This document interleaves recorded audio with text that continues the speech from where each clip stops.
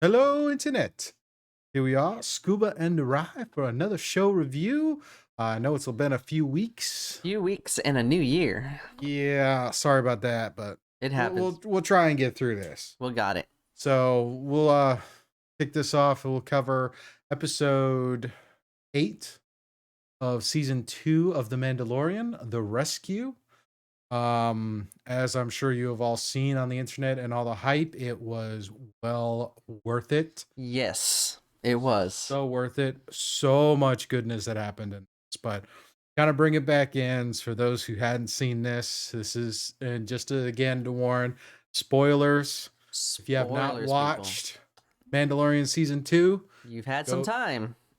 go to Disney Plus, check it out, then come back and listen to us chat about it. Give you our opinions and thoughts, and we'll kind of kick this off.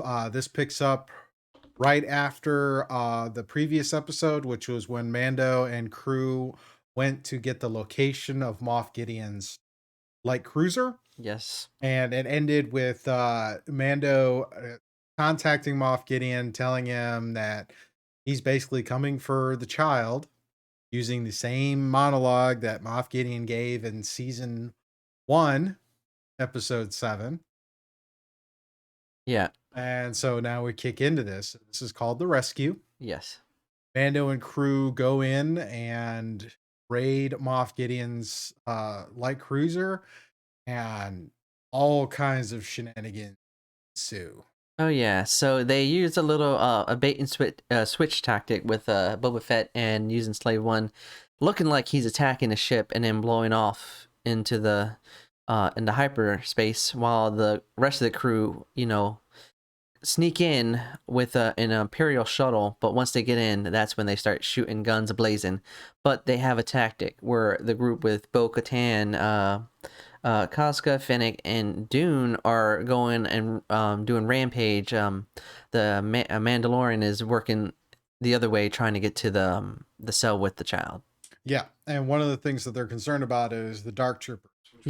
Which we saw a couple episodes back, with them coming down, taking the child and up there and leading up in this planning for attacking the light. It was, the Dark Troopers, there's a whole squad of Dark Troopers there, but they're kept offline because of power consumption. Yes. Convenient plot point right there. And it happens, again, another convenient point that happens to be right there on the way to the cell. So a secondary objective for Mando is to prevent the Dark Troopers from coming in, because since they're all droid now, it's like this could be rather bad if they engage.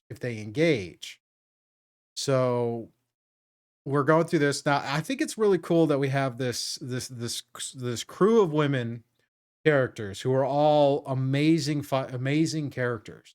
Oh yeah. Running through in a scene that is very a hallway scene, very reminiscent of the previous ones we've seen. Like, we've seen Mando have a hallway scene in season 1. We saw Bo-Katan and crew have a hallway scene early on in this season, where Mando was kind of the odd man out of this crew. Yeah. And now we have this one, which was a kind of a eclectic group of characters, but they move as a unit going through this hallway scene, and it's almost like this is becoming a staple of really good action television, is having a hallway scene. Oh yeah, they definitely do really good at doing the hallway scene. They have the one scene on the cruiser bridge where Bo-Katan and Casca come up from behind and shoot out the people as Dune and Fennec are used as bait. And then, speaking of the hallway scene, we can't fail to mention Mando. We're getting to that. Okay, I'll let you start it. We'll get to that. There is that other hall. No, I'm not talking. There's 3 key hallway scenes. I was talking about the second one, episode. not the other one. Yeah, the first one was Dune, Fennec, Bo-Katan, and her friend, them making their hallway scene to the bridge. Yeah. The next one is Mando getting to the Dark Trooper bay as one of them comes out. So he manages to close the door on the rest of them. So he now has a hallway scene. Actually, he's kind of got a two-part hallway scene. Yeah. First part is he's going toe to toe with one of these dark troopers, Toe to toe. and that dark trooper is no joke. Yeah, that dark trooper is manhandling Mando for a little bit, doing those epic punches to his helmet, not denting his helmet, No, but just denting the wall. behind the helmet. And it's like, okay, Beskar Yeah. is Pretty strong. a little bit, just a little bit, A little bit. just a little bit. But then, of course, Mando gets the upper hand with that solid Beskar spear and manages to take out the Dark Trooper after a few minutes, Yeah. and then manage to pretty much space airlock out the Dark Troopers from that room. Yeah. So it's like, okay, but That was a lot of build up for nothing. Maybe. again, we know that the Dark Troopers are droids. Yeah. They're full droid. Yeah, they're full droid. So And it's like they fly. So I think it was pretty much at the time you're like, oh great, they've been sucked out to space, but they're not been they're a plot vehicle for later. yeah. Which then Keep that in mind. brings us to Mando finding the child and finding Gideon, Yeah. and then he and Gideon get into a fight. And so you see Gideon wielding the Darksaber against Mando and his spear. And it's already been established that the Beskar is the only thing that was one, or not only thing, one of the few things that will stand up to a lightsaber. And it was a pretty good standoff. It was a great standoff, but we know that obviously that Mando wins and it claims the Darksaber, which seems to lead up to a whole new set of political problems Yes, sir. going into later. But then he brings Gideon, he has the child, everybody seems content, but Gideon is like, I've got tricks up my sleeve. And we find the Dark Troopers come back onto the ship, which I think is really nice because it kind of, again, we saw the tension with one Dark Trooper. Now we have the rest of them come on there. A whole platoon. And at this point, we get our third hallway scene, which is the one the fans of this franchise overall really were waiting to see. And I have to say, I part of me wanted to see a different person come to rescue them, but in the end, there was only one choice for who would come rescue them at this point in the timeline. And the only choice Luke. that heard the call was Luke. Yes. So we get the And, X-Wing, we get Luke coming in his hallway scene and wrecks those Dark Troopers. It was a magical scene. Just watching Luke in his prime, just mowing down these Dark Troopers like they were tin can. Mm-hmm. Just mowing them down. But the great thing is, which I mentioned to Scuba when we saw the episode afterwards, is the fact that he shows the epitome of that balance between the light and the dark with the moves he was using and the tactics he was using with the Force. Yeah. So great with that. And then, of course, we get our big tearjerker bit, but this is really probably one of the best things, because there have been several really solid episodes, but this one getting the fan service and getting us a version of Luke Skywalker that we have read about in the Legends books. Yes. For years. I mean, a bunch of us grew up on these stories of Luke in his prime, and then to see Luke in Last Jedi and be like, okay, the most badass thing he did was force project and taunt Kylo in that, but this one we actually get to see him just roll through with the lightsaber.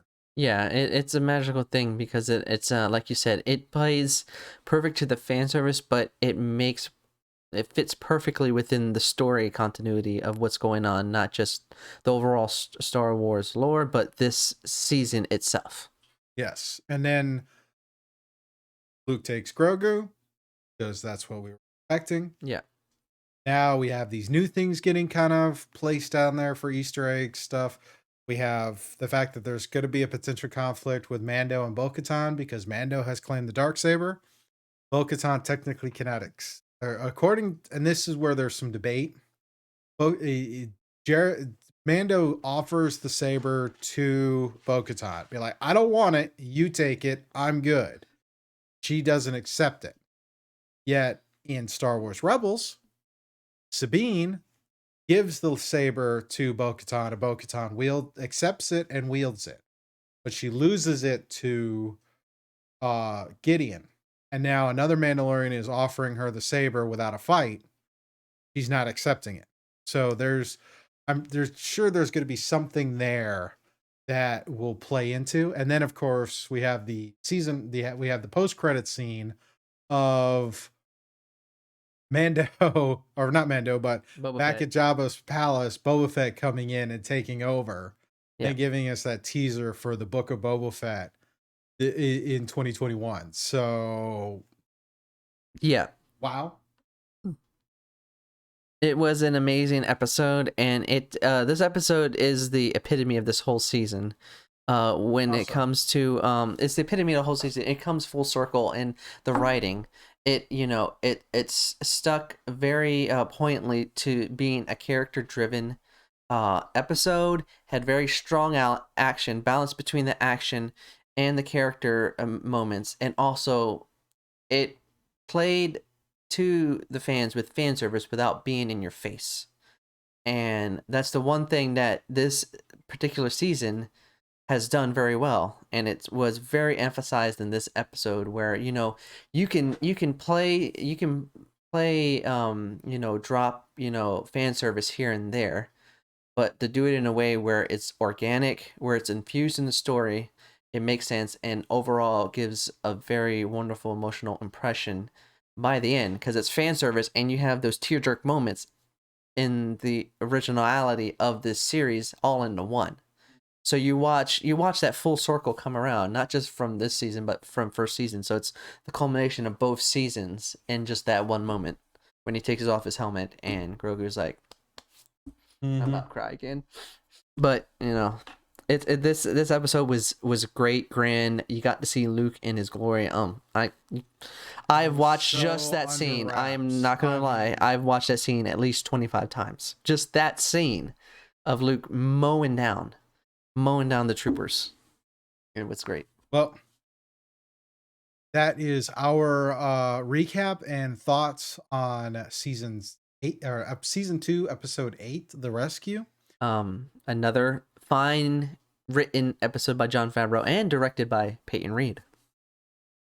He's done pretty good with this season and the episodes he's done, but don't forget to check out. We're also gonna have a full season 2 recap of our thoughts and how it progressed from episode to episode, and some more of our thoughts on that.